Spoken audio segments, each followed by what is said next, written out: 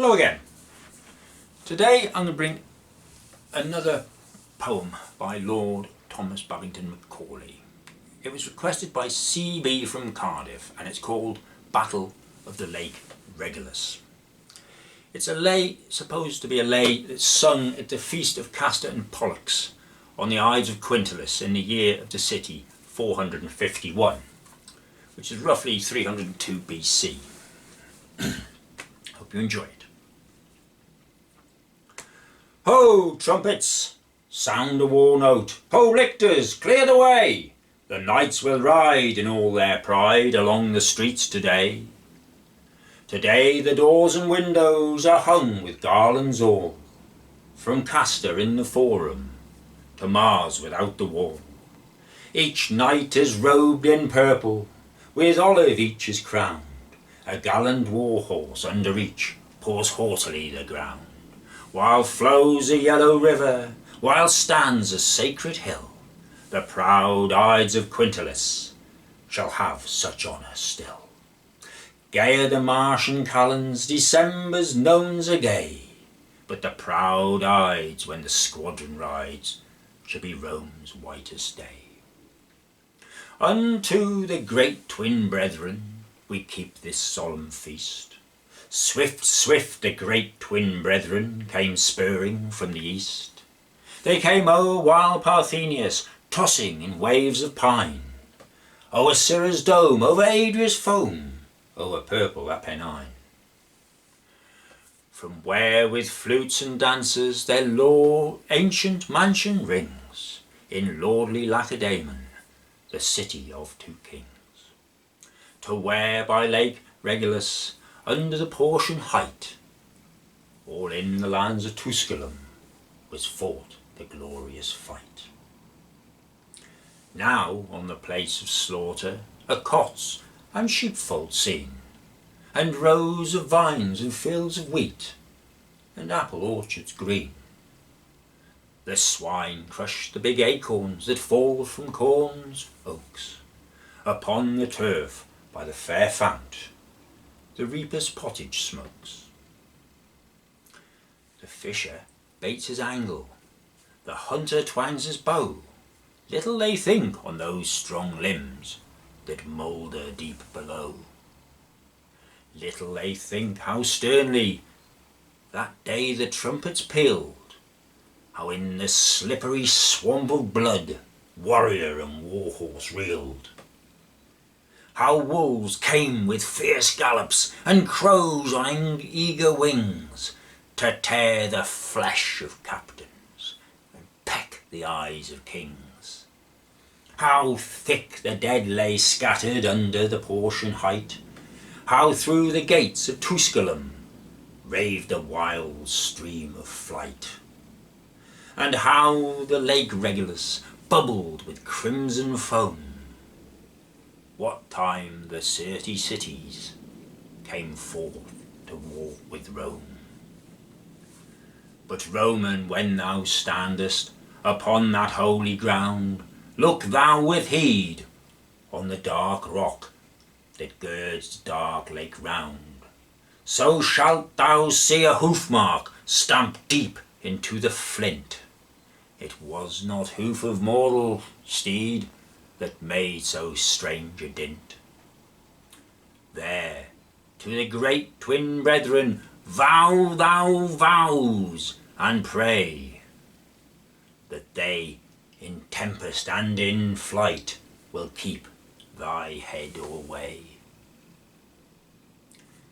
Since last the great twin brethren of mortal eyes were seen, have years gone by 100 and 13.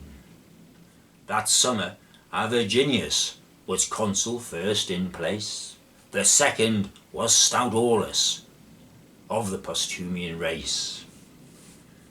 The herald of the Latins from Gabii came in state, the herald of the Latins passed through Rome's eastern gate. The herald of the Latins did in our forum stand, and there he did his office, a sceptre in his hand. Hear, senators and people of the good town of Rome, The 30 cities charge you to bring the Tarquins home. And if ye still be stubborn to work the Tarquins wrong, the 30 cities warn you, look your walls be strong. Then spake the consul Aulus, he spake a bitter jest. Once the jay sent a message unto the eagle's nest. Now yield thou up thine eyrie unto the carrion kite, or come forth valiantly and face the jays in deadly fight. Forth looked in wrath the eagle, and carrion kite and jay, soon as they saw his beak and claw, fled screaming far away. The herald of the Latins hath hied him back in state. The fathers of the city are met in high debate. Then spake the elder consul, and ancient man and wise, now hearken, conscript fathers, to that which I advise. In seasons of great peril, 'tis good that one bear sway, then choose we our dictator, whom all men shall obey. Camerian knows how deeply the sword of Aulus bites, and all our city calls him the man of 70 fights. Then let him be dictator for 6 months and no more, and have a master of the knights and axes 24. So Aulus was dictator, the man of 70 fights. He made Ibutius Elver his master of the knights. On the 3rd morn thereafter, at dawning of the day, did Aulus and Ibutius set forth with their array. Sempronius Atratinus was left in charge at home, with boys and with grey-headed men to keep the walls of Rome. Hard by the lake Regillus, our camp was pitched at night. Eastward a mile the Latins lay, under the Portian height. Far over hill and valley their mighty host was spread, and with their 1,000 watchfires the midnight sky was red.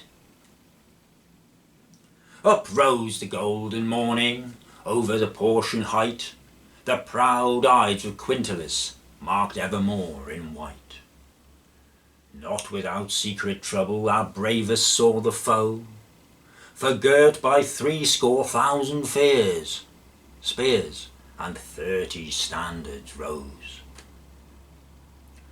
From every warlike city that boasts the Latian name, foredoomed to dogs and vultures, that gallant army came. From Sitia's purple vineyards, from Norba's ancient wall, from the white streets of Tusculum, the proudest town of all. From where the witch's fortress o'erhangs the dark blue seas, from the still glassy lake that sleeps beneath Horatius' trees. Those trees in whose dim shadow the ghastly priest doth reign, the priest who slew the slayer and shall himself be slain. From the drear banks of Ufens, where flights of marsh fowl play, and buffaloes lie wallowing through the hot summer's day. From the gigantic watchtowers, no work of earthly men, whence chorus sentinels o'erlook the never-ending fen. From the Laurentian jungle, the wild hog's reedy home, from the green steeps whence Anio leaps in floods of snow-white foam. Aricia, Cora, Norba, Velitri with the might of Sitia and of Tusculum were marshalled on the right. The leader was Mamilius, prince of the Latian name, upon his head a helmet that red gold shone like flame. High on a gallant charger of dark grey hue he rode, Over his gilded armour a vest of purple flowed, woven in the land of sunrise by Syria's dark-browed daughters, and by the sails of Carthage brought far o'er the southern waters. Lavinium and Laurentum had on the left their post, with all the banners of the marsh and banners of the coast. Their leader was fell Sextus, that wrought the deed of shame. With restless pace and haggard face, to his last field he came. Men said he saw strange visions, which none beside might see, and that strange sounds were in his ears, which none might hear but he. A woman, fair and stately, but pale as are the dead, oft through the watches of the night sat spinning by his bed. And as she plied the distaff in a sweet voice and low, she sang of great old houses and fights fought long ago. So spun she, so sang she, until the east was grey, then pointed to her bleeding breast and shrieked and fled away. But in the centre thickest were ranged the shields of foes, and from the centre loudest the cry of battle rose. There Tiber marched, and Pedum, beneath proud Tarquin's rule, and Ferentinum of the rock, and Gabii of the pool. There rode the Volscian succours, there in the dark stern ring, the Roman exiles gathered close around the ancient king. Though white as Mount Soracte, when winter nights are long, his beard flowed down o'er mail and belt, his heart and hand were strong.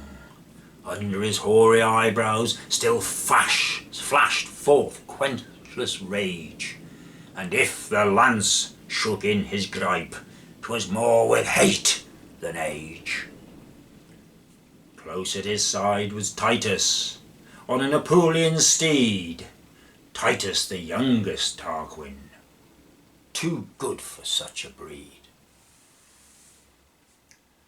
Now on each side the leaders gave signal for the charge, and on each side the footmen strode on with lance and targe, and on each side the horsemen struck their spurs deep in gore, and front to front the armies met with a mighty roar. And under that great battle the earth with blood was red, and like the Pomptine fog at morn the dust hung overhead. And louder, still and louder, rose from the darkened field the braying of the war horns, the clang of sword and shield, the rush of squadrons sweeping like whirlwinds o'er the plain, the shouting of the slayers, the screeching of the slain. False Sextus rode out foremost, his look was high and bold, his corselet was of bison's hide, plated with steel and gold. As glares the famished eagle from the Digentian rock on a choice lamb that bounds alone before Bandusia's flock, Herminius glared on Sextus, and came with eagle speed, Herminius on black Auster, brave champion on brave steed. In his right hand the broadsword that kept the bridge so well, and on his helm the crown he wore when proud Fidenae fell. Woe to the maid whose lover shall cross his path today. False Sextus saw and trembled, and turned and fled away, as turns and flies the woodman in the Calabrian brake, when through the reeds gleams the round eye of that fell speckled snake. So turned, so fled false Sextus, and hid him in the rear, behind the dark Lavinian ranks, bristling with crest and spear. But far to the north, Ibutius, the master of the knights, gave Tubero of Norba to feed the Portian kites. Next under those red Horatius, Flaccus of Setia lay. Better had he been pruning among his elms that day. Mamilius saw the slaughter, and tossed his golden crest, and towards the master of the knights through the thick battle pressed. Ibutius smoke Mamilius so fiercely on the shield, that the great lord of Tusculum well nigh rolled on the field. Mamilius smote Ibutius with a good aim and true, just where the next and shoulder join, and pierced him through and through. And brave Ibutius elder fell swooning to the ground, but a thick wall of bucklers encompassed him around. His clients from the battle bare him some little space, and filled a helm from the dark lake, and bathed his brow and face. And when at last he opened his swimming eyes to light, men say the earliest words he spake was, "Friends, how goes the fight?" But meanwhile in the centre great deeds of arms were wrought. There Aulus the dictator, and there Valerius fought. Aulus with his good broadsword a bloody passage cleared, to where amidst the thickest foes he saw the long white beard. Flat lighted that good broadsword upon poor Tarquin's head. He dropped the lance, he dropped the reins, he fell as fall the dead. Down Aulus springs to slay him, with eyes like coals of fire, but faster Titus has sprung down, and hath bestrode his sire. Latian captains, Roman knights, fast down to earth they spring, and hand to hand they fight on foot around the ancient king. First Titus gave tall Caeso a death wound in the face. Tall Caeso was the bravest man of the brave Fabian race. Aulus slew Rex of Gabii, the priest of Juno's shrine. Valerius smote down Julius of Rome's great Julian line. Julian, who left his mansion high on Velian hill, and through all turns of weal and woe followed proud Tarquin still. Now right across proud Tarquin a corpse was Julius laid, and Titus groaned with rage and grief, and at Valerius made.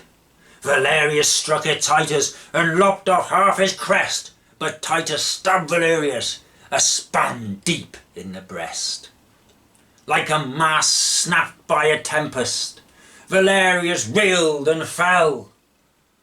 Ah, woe is me for the good house that loves the peoples well.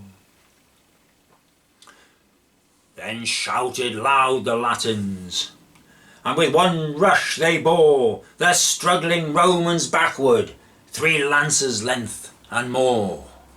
And up they took proud Tarquin, and laid him on a shield, and 4 strong yeomen bare him, still senseless, from the field. But fiercer grew the fighting around Valerius dead, for Titus dragged him by the foot, and Aulus by the head. "On, Latins, on," quoth Titus, "see how the rebels fly." "Romans, stand firm," quoth Aulus, "and win this fight or die." They must not give Valerius to ravens and to kite, for I, Valerius, loathed the wrong, and I upheld the right. And for your wives and babies in the front rank he fell. Now play the men for the good house that loves the people well. Then tenfold round the body the roar of battle rose, like the roar of a burning forest when a strong north wind blows. Now backward and now forward, rocked furiously the fray, till none could see Valerius, and none wist where he lay. For shivered arms and ensign were heaped there in a mound, and corpses stiff, and dying men that writhed and gnawed the ground, and wounded horses kicking, and snorting purple foam. Right well did such a couch befit a consular of Rome. But north looked the dictator, north looked he long and hard, and spake to Caius Cosus, the captain of the guard. Caius, of all the Romans thou hast the keenest sight. Say, what through yonder storm of dust comes from the Latian right? Then answered Caius Cosus, I see an evil sight. The banner of proud Tusculum comes from the Latian right. I see the plumed horseman, and far before the rest, I see the dark grey charger, I see the purple vest, I see the golden helmet that shines far off like flame. So ever rides Mamilius, prince of the Latian name. Now hearken, Caius Cosus, spring on thy horse's back, ride as those wolves of Apennine were upon thy track. Haste to our southward battle, and never draw thy rein until thou find Herminius, and bid him come amain. So Aulus spake, and turned him again to that fierce strife, and Caius Cosus mounted, and rode for death and life. Loud clang beneath his horse hoofs the helmets of the dead, and many a curdling pool of blood splashed him heel to head. So came he far to southward, where fought the Roman host against the banners of the marsh and banners of the coast.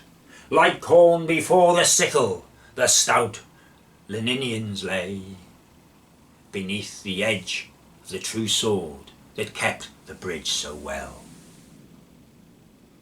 Herminius, Aulus greets thee, he bids thee come with speed to help our central battle, for sore is there our need. There was the youngest Tarquin, and there the crest of flame, the Tusculan Mamilius, prince of the Latian name. Valerius has fallen fighting in front of our array, and Aulus of the 70 fields alone upholds the day. Herminius beat his bosom, but never spake a word. He clapped his hand on Auster's mane, and gave the reins a shake. Away, away went Auster, like an arrow from the bow. Black Auster was the fleetest steed, from Ophidius to Po. Right glad were all the Romans, who in that hour of dread, against great odds bear up the war around Valerius dead. When from the south the cheering rose with a mighty swell, Herminius comes, Herminius, who kept the bridge so well. Mamilius spied Herminius, and dashed across the way. Herminius, I have sought thee through many a bloody day. One of us two, Herminius, shall never more go home. I will lay on for Tusculum, and lay thou on for Rome. All around them paused the battle, while met in mortal fray the Roman and the Tusculan, the horses black and grey. Herminius smote Mamilius through breastplate and through breast, and fast flowed out the purple blood over the purple vest. Mamilius smote Herminius through headpiece and through head, and side by side those chiefs of pride together fell down dead. Down fell they dead together in a great lake of gore, and still stood all who saw them fall, while men might count a score. Fast, fast, with heels wild spurring, the dark grey charger fled. He burst through ranks of fighting men, he sprang o'er heaps of dead. His bridle far outstreaming, his flanks all blood and foam, he sought the southern mountains, the mountains of his home. The pass was steep and rugged, the wolves they howled and whined, but he ran like a whirlwind up the pass, and he left the wolves behind. Through many a startled hamlet thundered his flying feet.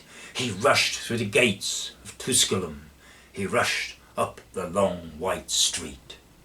He rushed by tower and temple, and paused not from his race, till he stood before his master's door in the stately market-place. And straightway round him gathered a pale and trembling crowd, and when they knew him, cries of rage brake forth and wailing loud, and women rent their tresses for their great prince's fall, and old men girt on their old swords and went to man the wall. But like a graven image, Black Auster kept his place, and ever wistfully he looked into his master's face. The raven mare that daily, with pats and fond caresses, the young Herminia washed and combed, and twined in even tresses, and decked with coloured ribbons from her own gay attire, hung sadly o'er her father's corpse, in carnage and in mire. Forth with a shout sprang Titus, and seized Black Auster's rein. Then Aulus sware a fearful oath, and ran at him amain. The furies of thy brother with me and mine abide, if one of your accursed house upon Black Auster ride. As on an Alpine watchtower from heaven comes down flame, full on the neck of Titus the blade of Aulus came, and out red blood spouted in a wide arch and tall, as spouts a fountain in the court of some rich Capuan's hall. The knees of all the Latins were loosened with dismay, when dead on dead Herminius the bravest Tarquin lay. And Aulus the dictator stroked Auster's raven mane, with heed he looked into the girths, with heed into the rein. Now bear me well, Black Auster, into yon thick array, and thou and I will have revenge for thy good lord this day. So spake he, and was buckling tighter Black Auster's band, when he was aware of a princely pair that rode at his right hand. So like they were no mortal, might one from other know. White as snow their armour was, their steeds were white as snow. Never on earthly anvil did such rare armour gleam, and never did such gallant steeds drink of an earthly stream. And all who saw them trembled, and pale grew every cheek, and Aulus the dictator scarce gathered voice to speak. Say by what name men call you? What city is your home? And wherefore ride ye in such guise before the ranks of Rome? By many names men call us, in many lands we dwell. Well, some of Thracia know us, Cyrene knows us well. Our house in gay Tarentum is hung each morn with flowers, high o'er the masts of Syracuse and marble portal towers. But by the proud Eurotas is our dear native home, and for the right we come to fight before the ranks of Rome. So answered those strange horsemen, and each couched low his spear. And forthwith all the ranks of Rome were bold and of good cheer. And on the 30 armies came wonder and affright, and Ardea wavered on the left, and Cora on the right. "Rome to the charge!" cried Aulus, "the foe begins to yield. Charge for the hearth of Vesta, charge for the golden shield. Let no man stop to plunder, but slay and slay and slay the gods who live forever are on our side today." Then the fierce trumpet flourish from earth to heaven rose, the kites known well, the song's stern swell that bids the Roman close. Then the good sword of Aulus was lifted up to stay. Then, like a crag down Apennine, rushed Auster through the fray. But under those strange horsemen still thicker lay the slain, and after those strange horses black Auster toiled in vain. Behind them Rome's long battle came rolling on the foe, ensigns dancing wild above, blades all in line below. So comes the Po in flood time upon the Celtic plain, so comes the squall blacker than night upon the Adrian main. Now by our side Quirinius, it was a goodly sight to see the 30 standards swept down the tide of flight. So flies the spray of Adria when the black squall doth blow, so corn sheets in the flood time spin down the whirling Po. False Sextus to the mountains turned first his horse's head, and fast fled Ferentinum, the fast Lavunian fled. The horsemen of Nomentus spurred hard out of the fray, the footmen of Velitrae threw shield and spear away. And underfoot was trampled amidst the mud and gore the banner of proud Tusculum that never stooped before.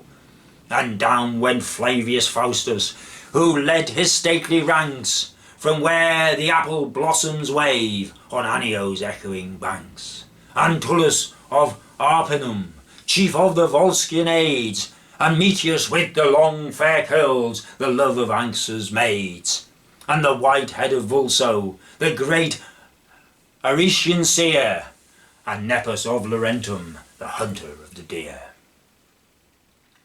And in the back false Sextus felt the good Roman steel, and wriggling in the dust he died, like a worm beneath the wheel. And flyers and pursuers were mingled in a mass, and far away the battle went roaring through the pass. Semponius Atratinus sat in the eastern gate. Beside him were 3 fathers, each in his chair of state. Fabius, whose 9 stout grandsons that day were in the field, and Manlius, eldest of the 12, who keep the golden shield. And Sergius the high pontiff, for wisdom far renowned. In all Etruria's colleges was no such pontiff found. And all around the portal and high above the wall stood a great throng of people, but sad and silent all. Young lads and stooping elders that might not bear the mail, matrons with lips that quivered, and maids with faces pale. Since the first gleam of daylight, Sempronius had not ceased to listen for the rushing of horse hoofs from the east. The mist of eve was rising, the sun was hastening down, when he was aware of a princely pair fast pricking towards the town. So like they were, man never saw twins so like before. Red with gore their armour was, their steeds were red with gore. Hail to the great asylum, Hail to the hilltop seven! Hail to the fire that burns for aye, and the shield that fell from heaven. This day by Lake Regillus, under the Portian height, all in the lands of Tusculum was fought a glorious fight. Tomorrow your dictator shall bring in triumph home the spoils of 30 cities to deck the shrines of Rome. Then burst from that great concourse a shout that shook the towers, and some ran north and some ran south, crying, "The day is ours!" But on rode these strange horsemen with slow and lordly pace, and none who saw their bearing durst ask their name or race. On rode they to the forum, while laurel boughs and flowers from housetops and from windows fell on their crests in showers. When they drew nigh to Vesta, they vaulted down amain, and washed their horses in the well that springs by Vesta's fane. And straight again they mounted, and rode to Vesta's door. Then, like a blast, away that passed, and no man saw them more. And all the people trembled, and pale grew every cheek, and Sergius the high pontiff alone found voice to speak. The gods who live forever have fought for Rome today. These be the great twin brethren to whom the Dorians pray. Back comes the chief in triumph who, in the hour of fight, hath seen the great twin brethren in harness on his right. Safe comes the ship to haven, through billows and through gales, if once the great twin brethren sit shining on the sails. Wherefore they washed their horses in Vesta's holy well, wherefore they rode to Vesta's door, I know, but may not tell. Here, hard by Vesta's temple, build we a stately dome, unto the great twin brethren who fought so well for Rome. And when the months returning bring back this day of fight, the proud Ides of Quintilis marked evermore with white, unto the great twin brethren let all the people throng, with chaplets and with offerings, with music and with song. And let the doors and windows be hung with garlands all, and let the knights be summoned to Mars without the wall. Thence let them ride in purple with joyous trumpet sound, each mounted on his war horse, and each with olive crowned, and pass in solemn order before the sacred dome, where dwelt the great twin brethren who fought so well for Rome. Right. Finished. I do hope you enjoyed that. That was even longer than Horatius. I enjoyed doing it. I hope you enjoyed it as well. Anyone else has any specific requests? Well, send them to me and I'll see what I can do. Thank you so much for listening. For now, goodbye while I go and get a drink of water. Goodbye.